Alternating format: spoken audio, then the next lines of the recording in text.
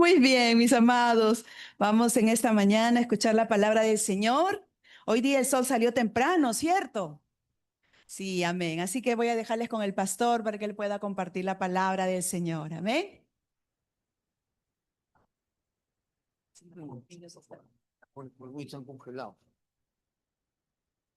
Buenos días con todos. Gracias y paz. Espero que usted esté disfrutando de esta hermosa helada. Hace un frío terrible. ¿Dónde está ese frío, no? Bueno, haciendo calor, más vamos a procurar, vamos a procurar estar sintonizando en esta mañana la palabra del Señor.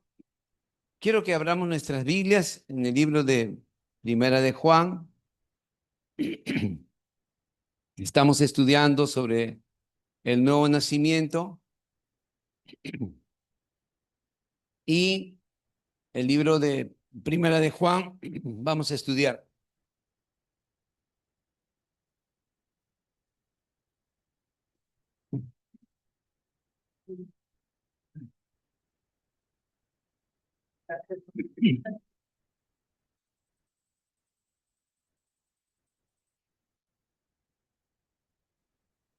Bien, Primera de Juan. Dice, ¿dónde está Primera de Juan? Está antes de Apocalipsis, después de Pedro, Primera de Juan. Vamos a leer en Primera de Juan el capítulo 5,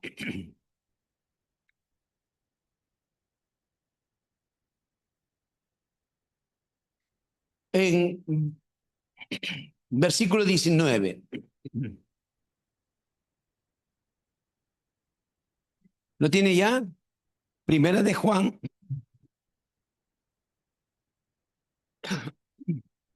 Está bien.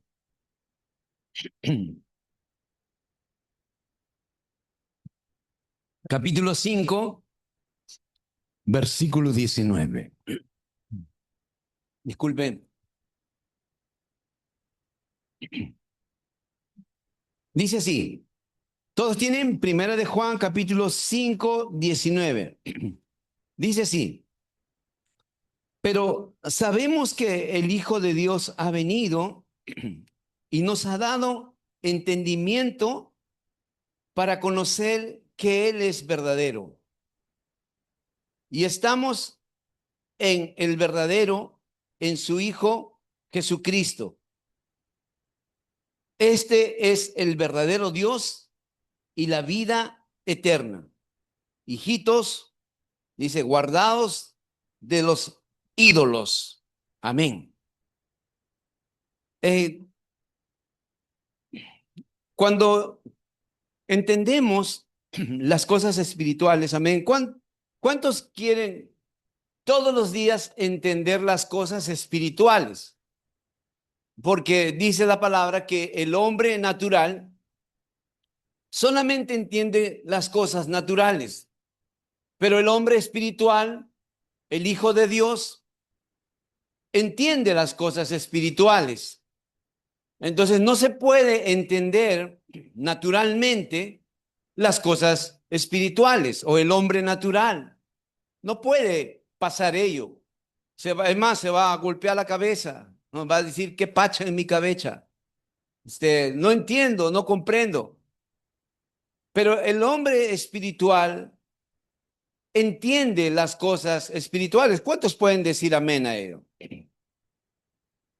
Y aquí otra vez el escritor del libro de Juan, el apóstol Juan, habla de ese entendimiento espiritual.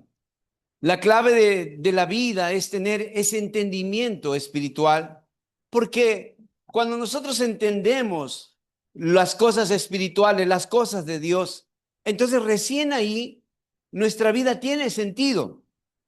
Recién ahí nuestra vida puede tener esa facilidad de poder comprender que verdaderamente Dios es bueno con nosotros.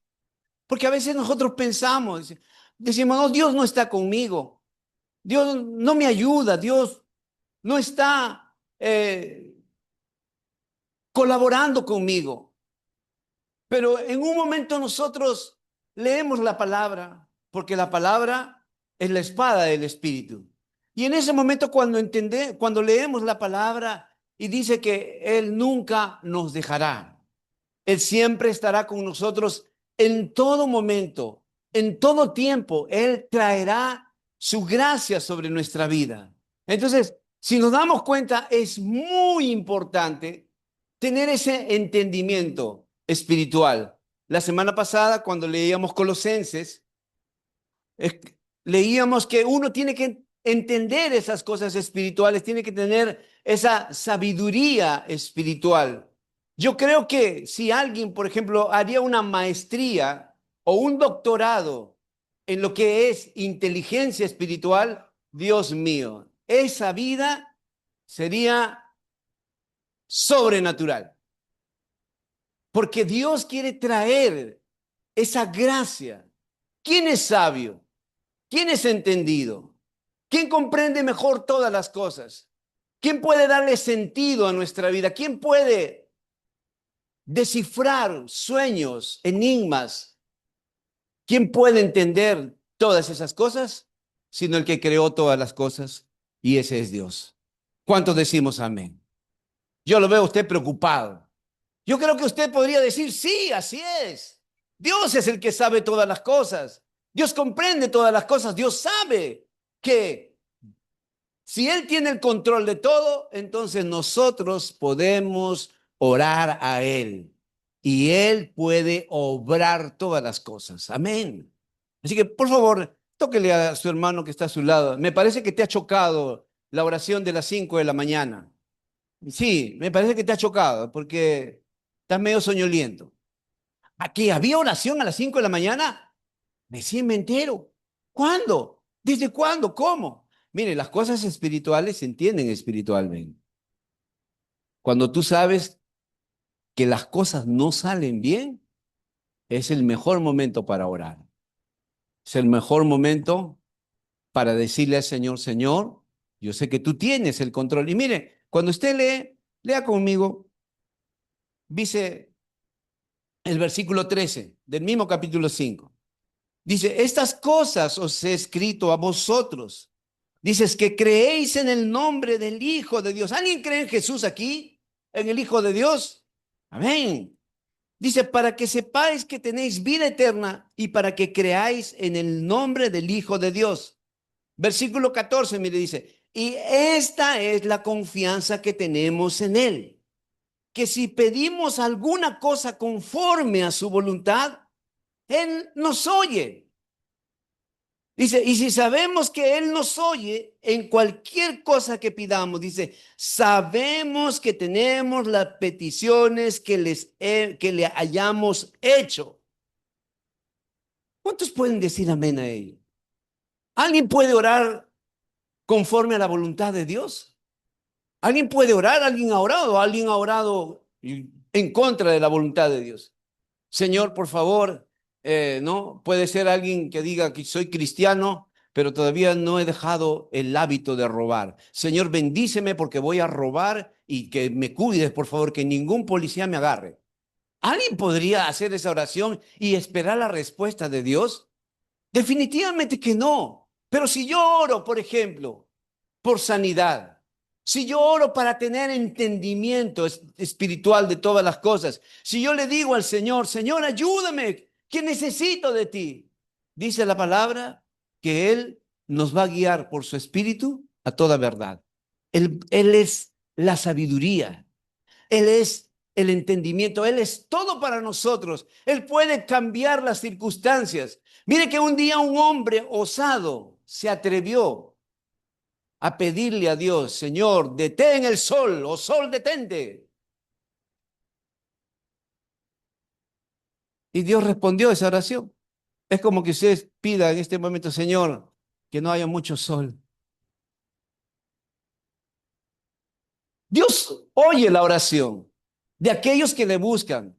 y que piden conforme a su voluntad. ¿Sabe por qué Dios escuchó a Josué? Porque Dios tenía y le había dado al pueblo la victoria, pero tenía que demorarse un poquito más en esa batalla, así que le dijo, le dio la gracia de que Josué pueda tener un poquito más de eso.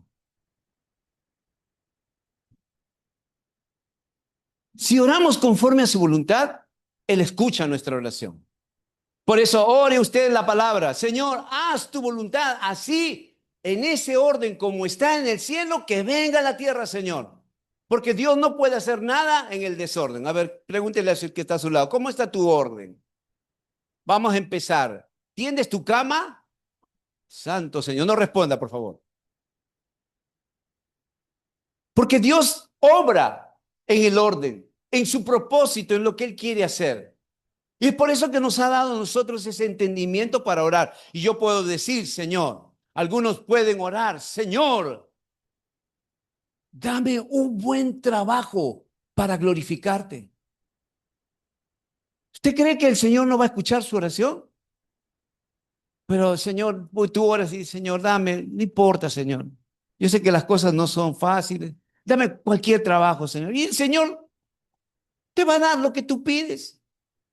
Pero cuando tú le dices, Señor, yo soy tu hijo, soy tu hija, y por lo tanto yo sé que yo puedo, con todas las capacidades que tengo, tú me puedes dar un buen lugar. El Señor responde a la oración. Dame sabiduría, Señor, dame inteligencia para saber qué hacer. Tengo algo, tengo un capital, quiero yo hacer algo especial. Por favor, dame esa sabiduría. Y el Señor trae la respuesta. ¿Sabe por qué? Porque nos estamos humillando delante de Él. Estamos, Señor, yo no sé qué hacer, tú sí sabes qué hacer. Te pido que me ayudes. Amén. Por eso dice la palabra, si alguien tiene falta de sabiduría, pídele a Dios. Entonces, gloria a Dios, porque podemos tener ese entendimiento espiritual. Amén. Dígale, por favor, al que está a su lado, prepárate. Porque a partir de este tiempo, el Señor te va a dar entendimiento espiritual. Y yo quiero hablar bueno, espero decir las 5 cosas, pero si nosotros no vivimos entendiendo que somos nuevos todos los días, entonces siempre vamos a buscar lo que es viejo. Siempre vamos a buscar la vieja naturaleza. El viejo hombre, la vieja mujer que está aquí adentro, viciada con todos sus problemas, sus achaques, sus enojos, sus iras, sus decepciones, sus angustias, su no saber qué hacer. Por favor, denle una sonrisita al que está a su lado. Me parece que estás un poco serio.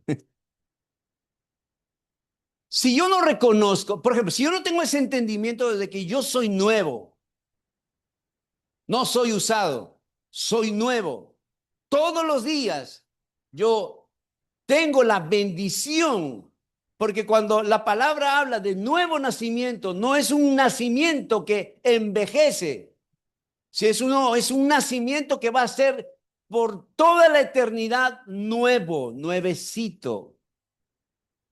Sino que a nosotros nos cuesta entender porque nuevo es un día, al siguiente día ya es usado. Pero nuevo para el Señor es, Dios hace nuevas hoy día todas las cosas. Todo es nuevo. Por eso dice la palabra, andemos en novedad de vida. Lo que tú no puedes hacer, Dios lo puede hacer y Dios puede traer esa gracia y esa sabiduría para darnos cuenta que somos nuevos. Por favor, dile que está a tu lado. No le digas antiguo o antigua, dile nuevecito o la nueva. Tú eres nueva todos los días. Tan nuevos somos que si tú le dices tu edad al que te pregunta, te va a decir, no, no, no, que va, tú tienes más. Porque Dios va renovando todos los días esa gracia en nuestra vida. Entonces, quiero rápidamente que podamos ver en voy a hacer un pequeño resumen de Juan. Y dice el capítulo 2 de Juan, versículo 29,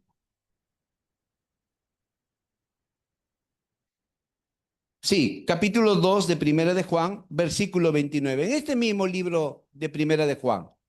¿Lo tiene ya? Rápido, una velocidad rapidísima. Dice así, si sabéis, dice que Él es justo. ¿Cuántos saben que Él es justo? Dios no puede ser burlado, Dios es justo. Lo que yo siembro, eso voy a cosechar. Dice, si sabéis que Él es justo, dice, sabed también que todo, a ver, Primera de Juan, capítulo 2, versículo 29. Vamos con el entendimiento, por favor. Leemos otra vez. Si sabéis que Él es justo, dice, sabed también que todo el que hace justicia, ¿qué cosa? He nacido de Él. ¿Sabe qué es la justicia? Es actuar conforme a los principios que Dios ha establecido.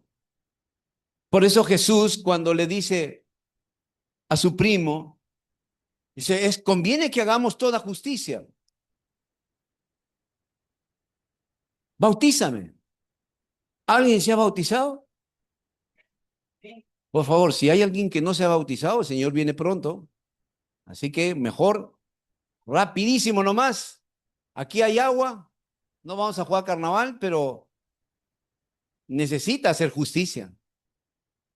Dice, todo aquel que practica la justicia o todo aquel que es justo es nacido de nuevo.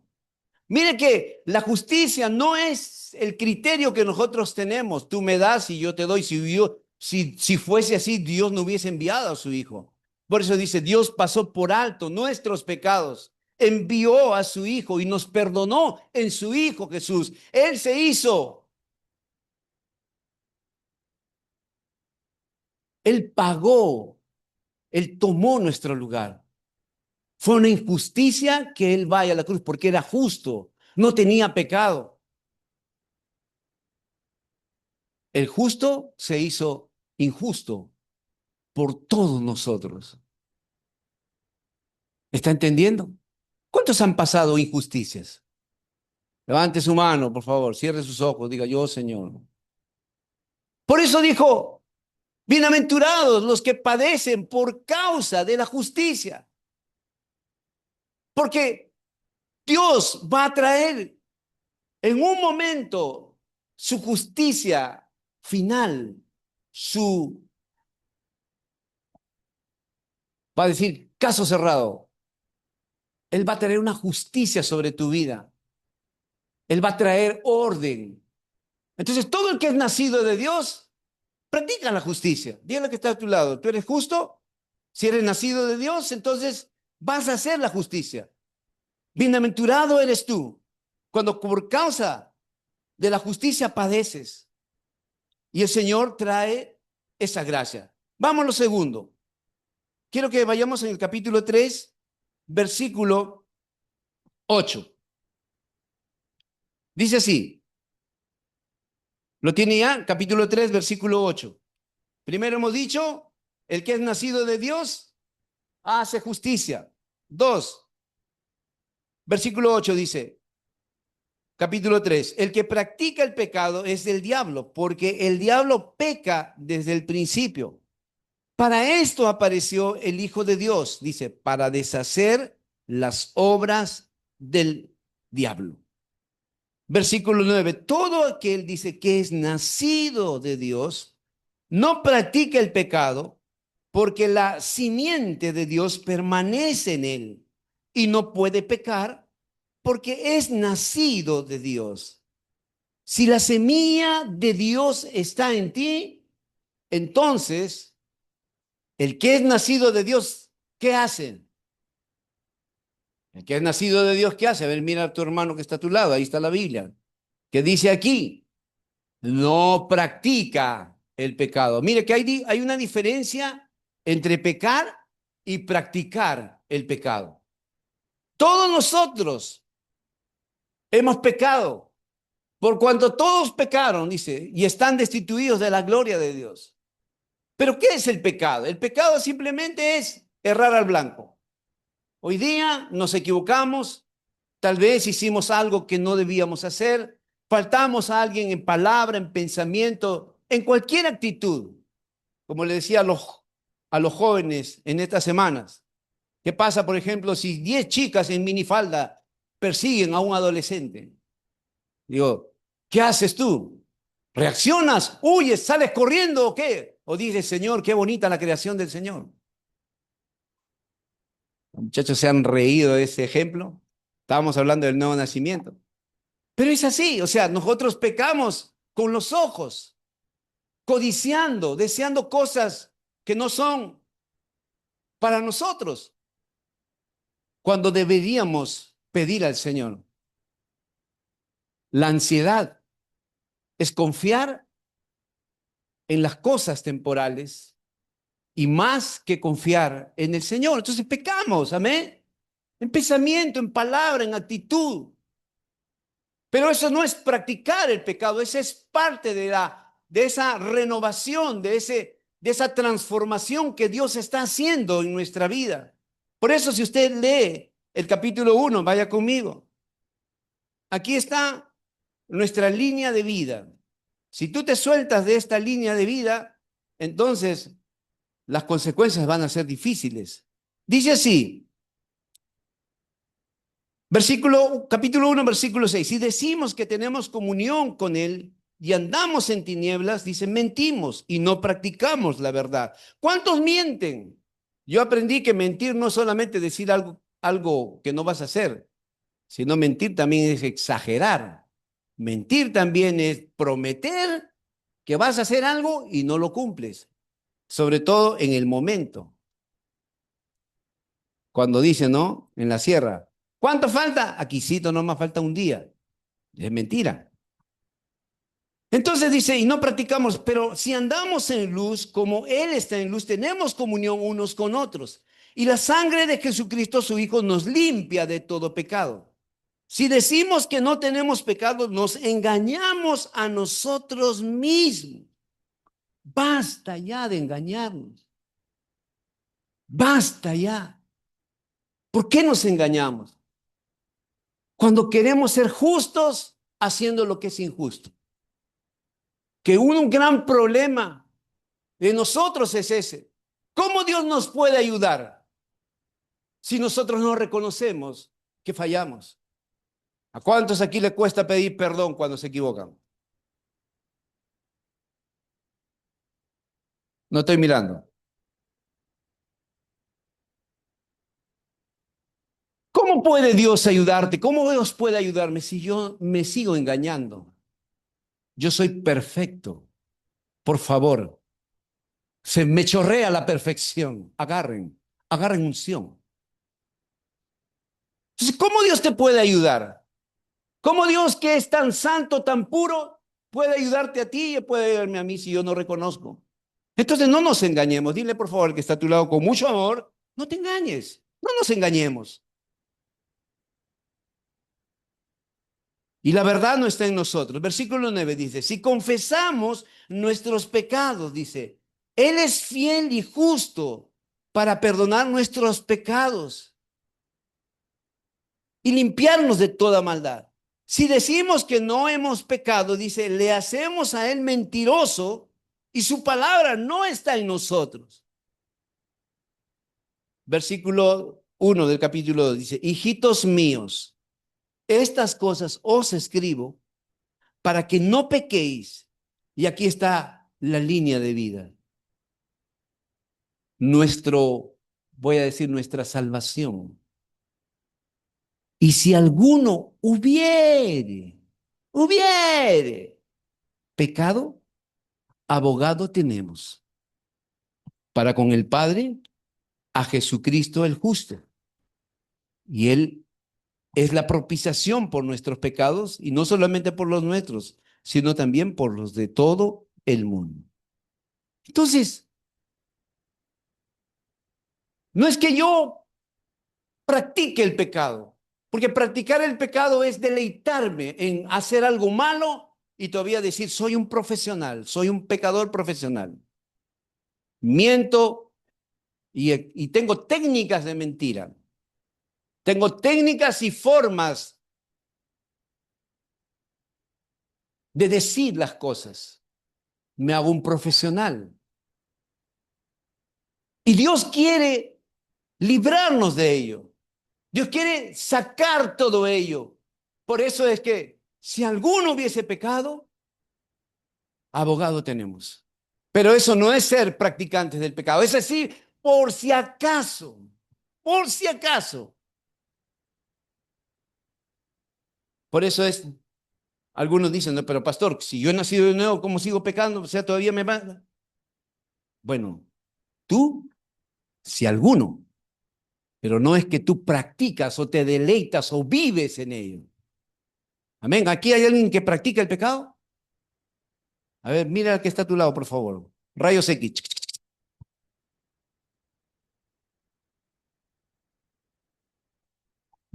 ¿Está entendiendo? Entonces, eso es ser un nacido de nuevo. No practicar el pecado. Yo me puedo equivocar. Yo puedo faltar en algo. Y pido perdón. Si ofendo a mi hermana, por ejemplo, digo, hermana, perdóneme. Lo siento. Discúlpeme. Excúseme. Amén. Me perdona. Me perdona. ¿No? Pido perdón y pido perdón al Padre. Entonces, el que es nacido de Dios hace justicia y no practica el pecado. Vamos más adelante. Ya vamos a terminar. Dice así, capítulo 4, versículo 7.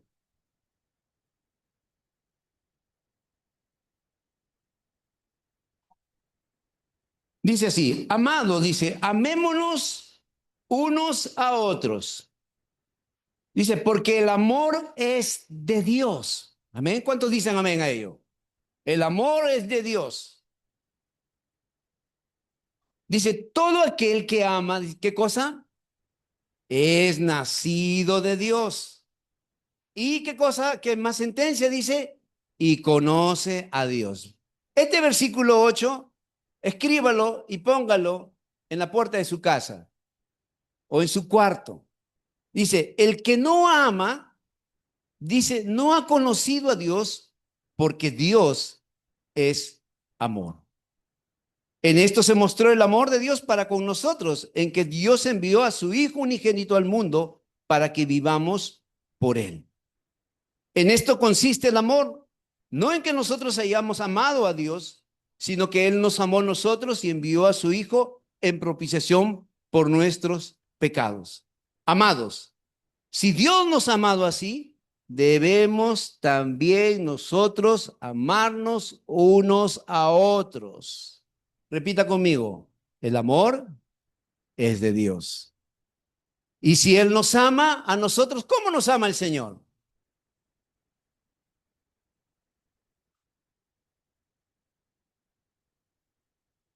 ¿Pasa por alto o pasó por alto nuestros pecados? ¿Pasó por alto nuestras desgracias? Mire, si usted llega a tener a alguien que lo entienda, que lo comprenda, no que le conceda sus caprichos, pero que le ame tal como es usted, es la fuente del amor de Dios. Porque nosotros, si amaríamos, o sea, si nosotros no amaríamos con ese amor, ¿qué sería de nuestra vida? Amaríamos simplemente, por ejemplo, mi hermana, doña Eli, empanadas, riquísimas, únicas en el planeta. Trae las bendiciones, nos deleitamos, ¿no? ¿Quién no le ha gustado deleitarse como en una empanadita? Empanadita, mire, hay varias técnicas, o varias fórmulas que puede hacer mi hermana y todo recibe el Señor. Entonces, todo ese amor de Dios, toda esa gracia del Señor nos enseña y nos lleva a amar, no por lo que solamente podemos recibir. Por ejemplo, si mi hermana me dice, mi amor por mi pastor está en base a las empanadas que yo voy a comer. Eso no sería. Porque el amor tiene que ser desinteresado. Dígale por favor que está a su lado. El amor tiene que ser desinteresado. Porque a veces nosotros amamos a aquellos solamente que nos aman o que hacen algo por nosotros. Yo le digo, huya de ese amor. Porque tarde o temprano ese amor se va. Ame. Ame su casa. Ame a sus padres. Ame a sus hermanos. Ame aquí en la casa del Señor. No por las cosas que hacen por usted, sino porque el amor de Dios está en su vida. Entonces, todo aquel que es nacido de Dios ama. Ama, perdona. Amén. Porque a veces yo escucho, yo me voy de la iglesia porque no me aman. El pastor no me ama, no se acuerda de mi cumpleaños, no se acuerda de aquí y de allá. Ese es amor. Cuando uno ama, ama en la esencia como Dios, que es amor, nos ama. ¿Cuántos dicen amén que podemos llegar a ese nivel? Eso es entendimiento puro de la gracia del Señor. Así que aquí en la casa del Señor tenemos que amarnos así como dice el Señor. Amén. Amarnos como Dios nos ama. Por eso dice, soportándoos unos a otros, perdonando unos a otros. ¿Hasta cuándo yo tengo que perdonar? Como Jesús escuchó de Pedro. Señor, ya, no, ya esta es la última, es la sexta. No, te digo, Pedro, no hasta 7, 70 veces 7. Y algunos están contando todavía cuándo es la 69 veces 7 y ahí hasta que termine. Esta es la 60 veces, la 70 veces 7. Hasta aquí nomás llegó mi amor. Ya cumplí con el Señor. Pero el Señor hablaba de que, mire que cuando uno perdona en el matrimonio es así. Por eso dice que el misterio de Cristo y la iglesia. En el matrimonio, si no hay perdón, santo Jesús, ¿qué sería de nuestra vida? Es bravo, porque el esposo tiene que amar a la esposa y tiene también que llevar a ese nivel de amor. Entonces, amémonos, amén. Diga, por favor, una sonrisa a su hermano, no lo vea tan serio. Amémonos, por favor. Amémonos. O puede decirle, ámame. Así soy. Voy a cambiar. En eso radica el amor, porque el amor construye. Cuando tenemos situaciones, dice la palabra que el amor se hace más fuerte todavía, porque fuerte como la muerte, dice, más fuerte que la muerte, es el amor de Dios, que traspasó y el amor resucitó. Algunos necesitamos esa resurrección del amor, porque el amor se llama Jesús. Él resucitó y va a hacer toda esa obra. Entonces, el que ama, hace justicia. El que ama, no practica el pecado. El que es nacido de Dios, ama. Amén. Entonces, vamos al siguiente versículo. Versículo, capítulo 5, versículo 1. Dice, todo aquel que cree que Jesús es el Cristo, dice, ¿qué cosa? Es nacido de Dios. Y todo aquel que ama al que engendró, ama también al que ha sido engendrado por él. ¿Quién engendró? El Padre, Dios. ¿Y quién fue engendrado? El Hijo, Jesús. El Padre engendró al Hijo. Y dice, todo aquel que es nacido de Dios cree en Jesús. Todo aquel que ha nacido de nuevo, cree. Y por eso yo le digo, ¿hay algo imposible para Dios? ¿Qué es aquello imposible en su vida? No hay nada imposible para Dios. Si tú crees en Dios, si tú eres nacido de nuevo, tú crees y vas a creer, como dice ese pasaje, vas a orar y vas a pedir conforme a la voluntad de Dios. Y dice, si tú oras conforme a la voluntad de Dios, tú vas a tener la respuesta de Dios, porque tú crees en Él. ¿Alguien cree? Pero vamos un codito así más fuerte. ¿Crees? ¿Seguro? Porque cuando creemos, dice la palabra, que se abren nuestros ojos.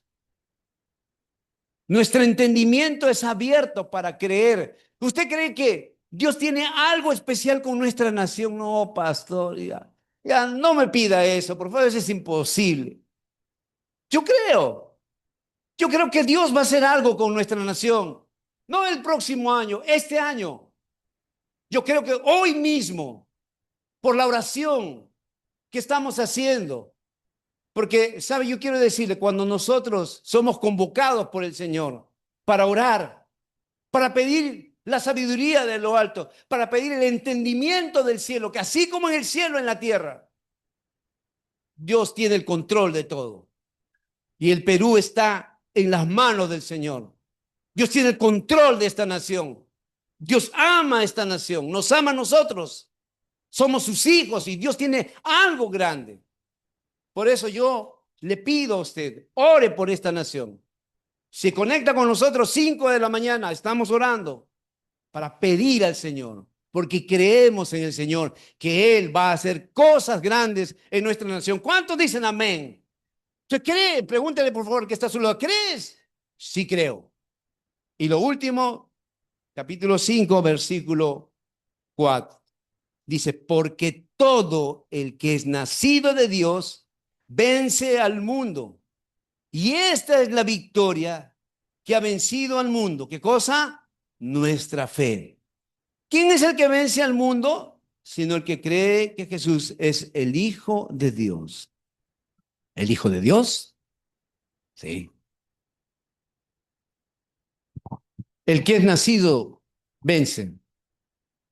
No hay nadie que no sea nacido de nuevo, que sea un derrotado. Todo aquel que nació para el Señor es vencedor. No hay derrota. Es más, si por un momento viene una situación difícil, yo quiero decirte, el Señor tiene la última palabra. Tú eres más que vencedor, somos más que vencedores, amén. Así que todos los más que vencedores que creen y que han vencido y están venciendo, ¿cómo es? ¿Estás venciendo o estás siendo vencido? No seas vencido, vence con el Señor. Y todos los que tenemos la simiente de Dios, tenemos esa esencia. Somos vencedores en Él. Amén.